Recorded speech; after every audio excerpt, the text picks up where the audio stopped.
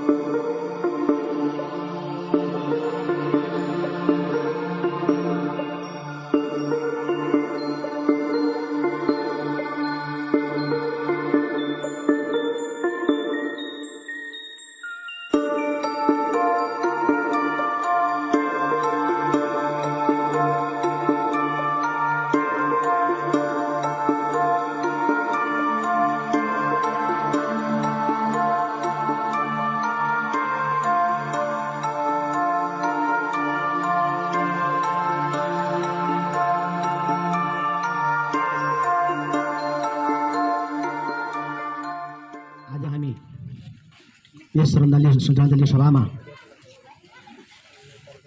हामी छौँ। यो सभा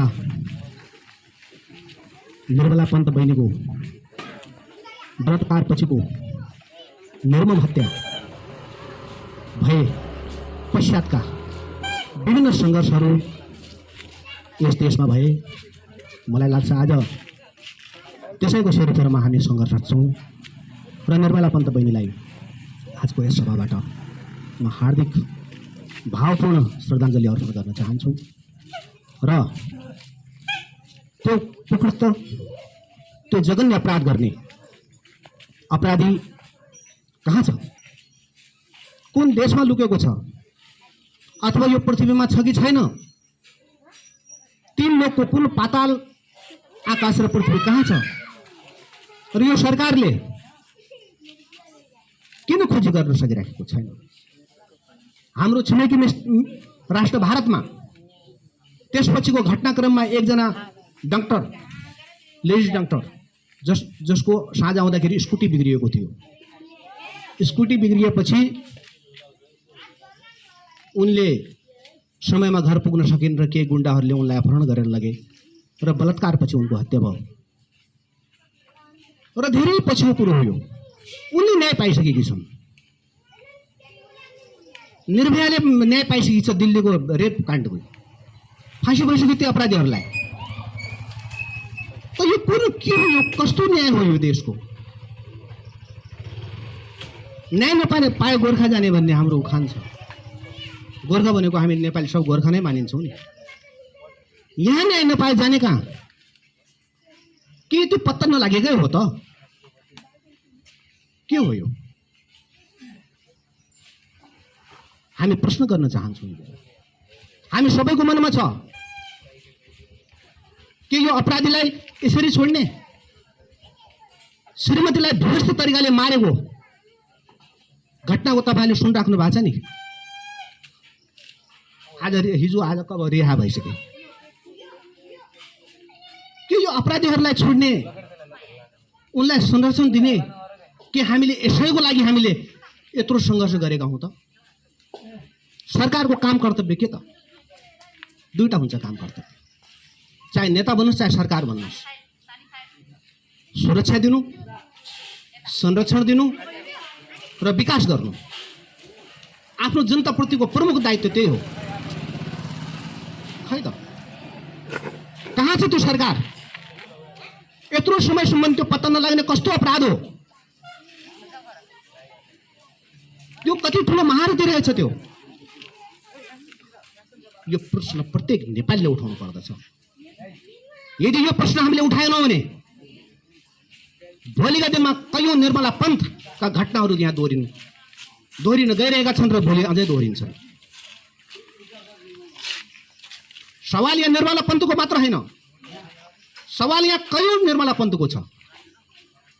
घटना सधैँ घट्दैन, एकै दिन घट्छ। हामीमाथि घटना कति बेला घट्नु हामीलाई थाहा छैन। यो जीवनको सुरक्षा गर्ने दायित्व सरकारको हो कि होइन? सुरक्षा गर्न सकेन ठिक छ, अपराधलाई कारबाहीको दायरामा त ल्याउनु पर्छ नि। यो नौटंकी किन? कहिले त्यो दीपक विष्णु बन्नेलाई समात्ने, कहिले छोड्ने, कहिले कसलाई समात्ने, कहिले कसलाई समात्ने, के हो यो? सारा अन्यल बनाइदिया छ। यति ठुलो रहस्य विश्व आश्चर्यचकित छ यो निर्मला। यो त अन्तर्राष्ट्रिय मुद्दा पनि भइसकेको छ कि नेपालमा एउटा सानो त्यो घटनाको पनि अहिलेसम्म कुनै छानबिन नहुनु, अपराधी पत्ता लगाउन नसक्नु। भाइहरूले आज जो श्रद्धाञ्जली सभाको आयोजना गरेर यो मनभित्रका जो हाम्रा घाउहरूलाई फेरि बाहिर निकालिदिनु भएको छ। यो पीडा छ हाम्रो मनमा। हाम्रा छोरी बहिनीहरूले सुरक्षाका अनुभूतिका साथमा सडकमा हिँड्नु पर्ने अवस्थाको सिर्जना कसरी हुने हो? सरकार भनेको त आमा बुवा हो, गार्जियन हो। हाम्रो स्थानीय जनप्रतिनिधिको कुरा ल्याउनु, उहाँ अध्यक्षजी हुनुहुन्छ, सदस्यजी हुनुहुन्छ, हाम्रो पार्टीका पनि नेतृत्व एउटा व्यक्तित्वहरू यहाँ हुनुहुन्छ। समाजमा के साह्रो गाह्रो परेपछि त हामीले हिँड्नुपर्छ, त्यहाँ लाग्नुपर्छ। समाजसेवी भने के त? हामी त्यति ठुलो दायित्वमा नभए पनि हामीले सक्ने एउटा आफ्नो कर्तव्यको पालना त गरिराखेका हुन्छौँ नि। तर सरकार त सबैतिरबाट पावरफुल छ, साधन स्रोत छ, उसँग गुप्तचर छन्, प्रशासन छ। चार्ल्स शोभराज जस्तो व्यक्ति, विश्वको ठग व्यक्ति चार्ल्स शोभराज, संसारको सारा पुलिस उसको पछि लागेको थियो, इन्टरपोल।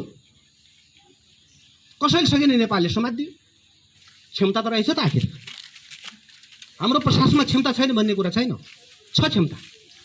यो नगर्नु खोजिया हो कि भन्ने पनि कहिले काहीँ आशंका हुन्छ। गरिबको छोरी बहिनीहरूले को इज्जत छैन, उनको ज्यान छैन। यो घटना कुनै ठुलो उयोमा परे भए के हुन्थ्यो? आज देशमा के हुन्थ्यो? सरकार ढल्थे। त्यसकारण हामी असाध्य दुखी छौँ। लोकतन्त्रको अनुभूति भनेको यिनै विषयवस्तुमा रहन्छ। हामीलाई लोकतन्त्रको अनुभूति चाहिएको छ, मानव अधिकारको अनुभूति चाहिएको छ हामीलाई। त्यो सरकारले दिनुपर्दछ। त्यो भएको हुनाले यो क्लबका भाइहरूले जुन आज श्रद्धाञ्जली कार्यक्रम राख्नुभएको छ, हामीलाई पनि बोलाउनु भयो, यसको लागि हामी यहाँहरूलाई हार्दिक हार्दिक धन्यवाद दिन चाहन्छौँ। आउँदा दिनमा यो क्लबका भाइहरूले यसरी नै आफ्ना रचनात्मक क्रियाकलाप र मानवीय दृष्टिकोणका क्रियाकलापहरूलाई अगाडि बढाउँदै जाने हुनेछ। हामी पनि त्यसमा सक्दो सहयोग गर्नेछौँ। यसमा यहाँहरूलाई पुनः शुभकामना दिन चाहन्छु र यहाँ उपस्थित सम्पूर्णलाई यी विषयहरूमा मनन गरेर यसलाई न्याय पाउनुपर्छ भन्ने भावनालाई अझै जागृत गराउँदै अगाडि बढ्नुहुनेछ भन्ने निवेदन गर्दै पुनः निर्मला पन्त बहिनीलाई भावपूर्ण श्रद्धाञ्जली अर्पण गर्दै आफ्ना 2 शब्दलाई यहाँ विराम दिन चाहन्छु। हस्त धन्यवाद। जय नेपाल।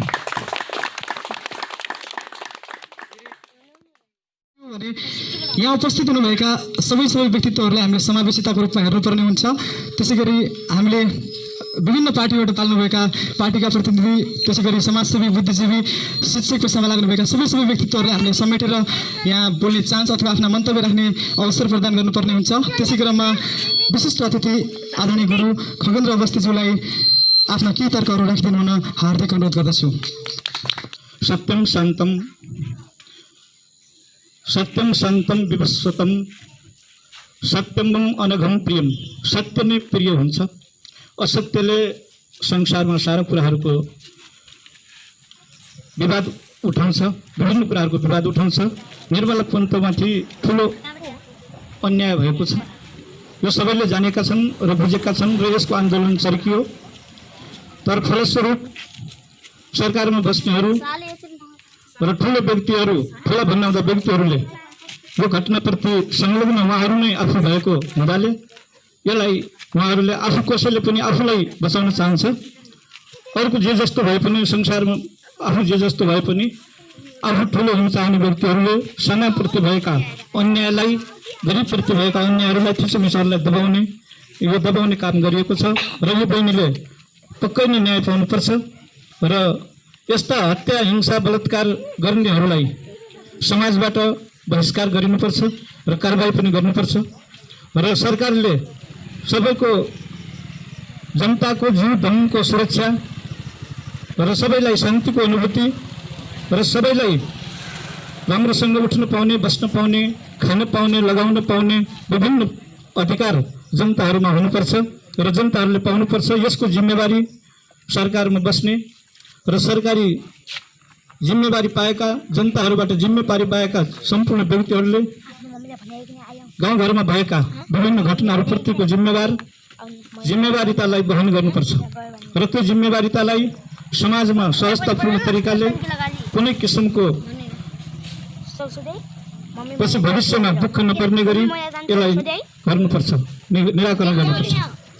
यसै गरी के भनेको छ भने मनुष्यको जन्म के का लागि भएको हो भने यो संसारमा यसलाई मर्ते लोक भन्नुहुन्छ। यस लोकमा आउने मानिसहरू मर्छन्, तर मर्ने धेरै कारणहरू हुन्छन्। धेरै कारणमध्येको सबभन्दा ठुलो आपराधिक घटना भनेको हत्या हो। हत्या हामी जानेर पनि गर्छौँ, नजानेर पनि हुन्छौँ। ज्ञात अज्ञात 2 प्रकारको भनेको छ। जानेर गरिएको हत्याको दोष 100 वर्ष लाग्छ, त्यसको पाप 100 वर्ष लाग्छ। त्यसका 21 कुलसम्म त्यसले दुःख पाउँछ भनेको छ। बलात्कारमा भगवानले दिन्छन् न्याय निसाफ, सरकारले कसैले दिन नसकेको न्याय भगवानले दिन्छन्, अवश्य हुन्छ। त्यसको नतिजाको परिणाम निस्किन्छ। हामीले सहन नसकेर हामी विभिन्न किसिमका हाम्रो मानिसको मन उत्तेजित भएर सहन नसकेर हामी अन्तिम अवस्थामा आउँछौँ र विभिन्न कुराहरू मुखबाट निकाल्छौँ, बोल्छौँ र आपराधिक घटना घटेको देखेपछि मानिसहरूमा एक किसिमको उत्तेजना फैल्नु यस्तो स्वाभाविक प्रक्रिया पनि हो, मानविक प्रक्रिया पनि हो। तर हामीले सहन सक्नुपर्छ। हाम्रो पुरानो उखान पनि छ, सहनेको 100 वर्षको जरो हुन्छ, सहन सक्नेको 100 वर्षको जरो हुन्छ। जो सहन सक्दैन त्यसको जरो कलियुगका लागि 60 वर्ष भनेको छ। 60 वर्ष हुन्छ। त्यसमा पनि उत्ताउलो काम गर्ने, यस्तो बलात्कार, हत्या, हिंसा गर्नेको जरो त्यति लामो पुग्दैन। त्यसको 3 अंश भन्नाले 20, 30, 60, 20 वर्ष, बढीमा 20 वर्ष हुन्छ। यसरी मानिसको आयु 100 वर्षको आकलन गरिएको छ। 100 वर्षभित्रको त्यो 20 वर्षभित्रै सकिने अवस्था आउँछ पापले गर्दा। यसलाई ठुलो पाप भनिन्छ, महापाप। पाप 3 प्रकारका हुन्छन्, दैहिक, दैविक, भौतिक।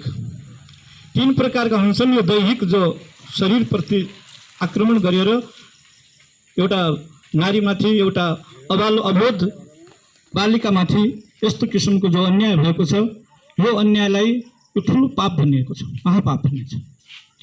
यसैले सामान्य पापहरू अज्ञात पाप हुन्छन्। अज्ञात भन्नाले नजानेर हामी मात्र पनि हिँड्दाखेरि बाटोमा कमिलाहरू मरेका हुन्छन्, किरा कमिलाहरू हुन्छन्। हामीबाट अज्ञात पाप, हामी नजाने कतिवटा पापहरू हुन्छन्। वाचसिक पाप, बोल्ने पापमा पनि हामीबाट नजाने हाम्रो मुखबाट जिब्रो चिप्लिएर विभिन्न किसिमका कुराहरू बोलिने, समाजमा विभिन्न अरूहरूलाई धक्का लाग्ने प्रकारका भाषाहरू बोलिने, अरूहरूलाई पनि आघात पर्ने किसिमका भाषाहरू बोलिने, यो पनि अज्ञात पाप भनिएको छ। किनभने जानी जानी गरिएको होइन तर पनि गरिन्छ। अनि त्यसपछि ज्ञात पापहरूमध्ये जो समाजमा जानी जानी हत्या गरिन्छन्, जानी जानी बलात्कार गरिन्छ, जानी जानी अर्कामाथि अन्याय दमन शोषण गरिन्छ र यसको निर्मम यो अमूल्य शरीर हेर्नुहोस्। शरीर के भनिएको छ? पुनर्वित्तम पुनर्क्षेत्रम पुनर्ग्रामम पुनः पुनः और सचिर फेरि फेरि पाइन्छन्, न शरीरम पुनः पुनः, फेरि शरीर पाइँदैन। शरीर पाइँदैन, यस्तो मानव अमूल्य शरीर फेरि पाइँदैन। अब हामीले निर्मला पन्तको यो बहिनीको श्रद्धाञ्जली दिनु बाहेक हामी यसलाई फर्काउन सक्ने शक्ति, मरेकालाई दैव नजानाति कुतो मनुष्य भनेको छ, भगवानले पनि फर्काउन सकेका छैन। नल र युधिष्ठिरले रामले पनि आफ्नो मरेकालाई फर्काउन सकेन भने हामी त फर्काउन सक्दैनौँ। तर हामीहरूले तिनीहरूको ऋण जुनप्रति हामी यो बत्ती जलाइरहेका छौँ, जुनप्रति हामीले भावपूर्ण श्रद्धाञ्जली व्यक्त गरिरहेका छौँ, तिनीहरूप्रति जो देखाउने हाम्रो भाव छ, त्यो भावलाई हामीले व्यक्त गर्ने एउटा माध्यम मात्रै हो। तर हाम्रो पूर्व जन्मको प्रभाव, हाम्रो आफ्नो कर्मको प्रभाव, त्यो प्रभाव कर्मको प्रभाव हाम्रा पाइला पाइलामा हामीले देखिरहेका हुन्छौँ। आफूले गरेको प्रभाव, अरूले गरेका कर्मका प्रभाव, सबैका प्रभावहरू पाइला पछि चलिरहन्छन् र यसले समाजलाई एउटा किसिमको जो गलत प्रेरणा छ। यो निर्मला बहिनीको हत्याको सन्दर्भ संसारभरि फैलिएको छ। नेपालमा पनि यस्तो हत्या हुँदो रहेछ। नेपाल जस्तो शान्त देश, नेपाल जस्तो पशुपतिनाथको देश, नेपाल जस्तो धार्मिक देश, यस्तो देशमा पनि यस्तो हत्या हुँदो रहेछन् भनेर संसारमा एक किसिमको यो देशप्रतिको एउटा शङ्का उत्पन्न भएको छ। त्यसैले यो शङ्का भनेको, यो हत्या भनेको एउटा संसारमै आपराधिक, अरू देशमा भन्दा पनि नेपालका लागि यो अत्यन्त हृदय विदारक घटना हो। यस्ता घटनाहरू नघटुन् र यस्ता घटनाहरूप्रति यो युवा क्लब, यहाँका सबै भद्रभरादेवी, यहाँका सबै महिला पुरुष, आज आगामी दिनमा यी युवाहरूले पनि एउटा नयाँ सन्देश, यस्तो किसिमका घटनाहरूमा आफ्नो जोस जाँगर, यस्ता घटना नघट्न दिन, सबैलाई समाजलाई एउटा ज्ञानको मार्गमा लैजान, सचेतनाको मार्गमा लैजान पाइला चालुन् र यसै किसिमका समाजमा सत्यका मार्गहरूको लागि, गलत कर्मको विरुद्ध लड्दै सत्य कर्मका लागि सङ्घर्ष गरून् र सत्य बाटोमा समाजमा विकास निर्माणका कार्यक्रममा समाजमा हुने सबै राम्रा कर्महरूमा साथ दिनु भन्दै र यही आफ्नो बोली यहाँहरूमा राख्दै सम्पूर्ण उपस्थित मानवहरूमा पुनः मेरो तर्फबाट हार्दिक नमन अर्पण गर्दै म आफ्नो भनाइलाई यही अन्त्य गर्छु। हवस्, धन्यवाद। विशेष रूपमा धन्यवाद भन्न चाहन्छु आदरणीय गुरु। हाम्रो आसन ग्रहणको क्रम जारी नै रहेको छ र यस क्रममा समाजसेवी व्यक्तित्व श्रद्धाञ्जली सभाका सभाध्यक्षज्यू, विशिष्ट अतिथि नेपाली काङ्ग्रेस क्षेत्रीय सभापतिज्यू, त्यसै गरी विशिष्ट अतिथि नेकपाका आदरणीय नेता तथा समाजसेवी प्रेमबहादुर ठगल्लाज्यू, त्यसै गरी वडा सदस्य हिरालाल राणाज्यू, निगिला सैनिका प्रज्यू, शिक्षक लोकराज पाण्डेज्यू र सामुदायिक मनका अध्यक्षज्यू र शिक्षक भोजराज भट्टज्यू लगायत उपस्थित सम्पूर्ण यस क्लबका पदाधिकारीज्यू, उपस्थित दाजुभाइ तथा दिदीबहिनीहरू, सर्वप्रथम त म यस क्लबलाई धन्यवाद दिन चाहन्छु। यस क्लबले विगतका दिनहरूमा थुप्रै सामाजिक क्रियाकलापहरू गर्दै आइरहेको छ र आज पनि 2 वर्ष अगाडि घटेको जुन बलात्कारको घटना थियो, एउटा अबोध बालक 13 वर्षको कलिलो उमेरको निर्मला पन्त बहिनी जुन 2 वर्ष घटना घटिसकेको भइसकेको छ तापनि उसले न्याय पाएको छैन र अब यो उहाँको न्यायको लागि देशभरि तथा अन्तर्राष्ट्रिय स्तरमा पनि ठुलो बहस चल्यो, ठुला आन्दोलनहरू पनि भए। तैपनि यो सरकारले यसको पत्तो लगाउन सक्यो कि र उसलाई न्याय नदिन चाहेको हो कि ताकि उहाँको आफ्नै किसिमको संलग्नता छ कि भन्ने एउटा जुन रहस्य छ र वास्तवमा यो घटनाको सरकार भएको कारणले गर्दाखेरि पनि यो घटना पनि यसै सरकारबाट घटेको हो भन्ने कुरा पनि आम जनमानसले प्रष्ट रूपमा बुझिसकेको अवस्था छ र 2 वर्षको यो पिरियडमा पनि सयौं अहिले पनि बलात्कृतका घटनाहरू थुप्रै घटेका छन् र त्यसमा पनि अधिकांश व्यक्तिले न्याय नपाएको अवस्था छ किनभने भ्रष्टाचारमा हाम्रै संलग्नता छ बलात्कारमा हाम्रै संलग्नता छ जुन किसिमका अपराधिक गतिविधि घटिरहेका छन् ठुला चोरीका तस्करीका कुराहरू छन् सम्पूर्णमा हाम्रो आफ्नै संलग्नता छ त्यस कारणले यो सरकारले यो सबै कुराहरू लुकाइ छुपाइ गरेको अवस्था पनि छ र अहिले चाहिँ सम्पूर्ण आम पब्लिकले यो कुरा सम्पूर्णले जानकार भइसकेको अवस्था छ त्यस कारणले यस कार्यक्रमले गर्दाखेरि यो जुन लज्जित सरकार छ केही मात्रामा भए पनि यो दबाव हुनेछ भन्ने कुरा सानो एउटा धनगढी 13 मा रहेको एउटा क्लबले यो कार्यक्रम आयोजना गरेको हुँदा यस कार्यक्रमले पनि केही प्रभावकारिता रूपमा दबावको सृजना होस् भन्ने पनि म एउटा सन्देश दिन चाहन्छु र भन्न पनि चाहन्छु र त्यस कारणले विभिन्न घटनाहरू घटिरहेका छन् र वास्तवमा सरकारको काम कर्तव्य र अधिकार के हो भन्ने कुरा सरकारले कतै ध्यान नदिएको अवस्था छ के सरकारको काम बलात्कार गर्ने हो के सरकारको काम भ्रष्टाचार गर्ने हो त के सरकारको काम तस्करी गर्ने हो त र वास्तवमा सरकारको काम के हो त त्यो किसिमले सरकारले समयमा आफ्नो त्यो गतिमा हिँड्न जरुरी देखिएको छ र विभिन्न किसिमका घटनाहरू घटिरहेका छन् अझका दिनहरूमा पनि यी घट्ने नै छन् ताकि सरकारको संरक्षण छ गर्ने मान्छेलाई पनि उताबाट गाइडेड छन् उनीहरू संरक्षण भएको अवस्था छ त्यस कारणले यी कुराहरूलाई समयमा कार्यान्वयनको पक्षमा गएन भने विभिन्न किसिमका यस्ता घटनाहरू घट्दै जानेछन् भन्ने कुराहरू पनि सम्पूर्णले यो जानिराख्नुपर्ने कुरा पनि छ भन्दै पुनः निर्मला बहिनीलाई हार्दिक श्रद्धाञ्जली र उसको आत्माको चिर शान्तिको कामना गर्दै यस क्लबलाई पनि धन्यवाद दिँदै आगामी दिनहरूमा पनि यस्ता किसिमका क्रियाकलापहरू गरी अगाडि बढ्नेछ र क्लबको भविष्य उज्जवल भविष्यको पनि कामना गर्दै बिदा हुन्छु धन्यवाद विशेष रूपमा धेरै धन्यवाद भन्न चाहन्छु आफ्नो समय सान्दर्भिक तर्कको निमित्त र आजको यो कार्यक्रम अब समाप्तिको सङ्घारमा पुगेको छ र यो समाप्तिको सङ्घारमा पुगिरहँदा हाम्रो क्लबको तर्फबाट केही कुराहरू राख्नुपर्ने अथवा केही धारणाहरू राख्नुपर्ने हुन्छ र त्यसको निमित्त हामीलाई के लाग्दछ हाम्रो क्लबले विभिन्न खालका क्रियाकलापहरूलाई अगाडि बढाइरहेको छ जस्तै खेलकुद क्षेत्र होस् अथवा अन्य सामाजिक क्रियाकलापको क्षेत्र होस् अथवा अन्य विविध क्षेत्रहरू होस् र यसै अन्तर्गत हामीले अहिले यो सभा हामीले सञ्चालन गरिरहेका छौँ भने त्यसै गरी हाम्रो अहिलेको यो तत्कालै हामीले प्लास्टिक मुक्त समाजको परिकल्पना समेत हामीले अगाडि सारेका छौँ र धेरै व्यक्तित्वहरूले यसलाई व्यङ्ग्यात्मक रूपमा पनि लिनुभएको छ म के भन्न चाहन्छु भने हाम्रो अभियानको सन्दर्भमा एकैचोटि सबै पाइलाहरू एकैचोटि देखिँदैनन् पाइलाहरूको सुरुवात एकै पाइलाहरूबाट हुन्छ भन्ने मलाई लाग्दछ र यहाँ सयौं पाइलाहरू हामीले देखेका छौँ हाम्रो अभियानमा सयौं पाइलाहरू छन् र भोलि हजारौं पाइलाहरू हुनेछन् भन्दै र यो हाम्रो अभियान त सफल हुने नै छ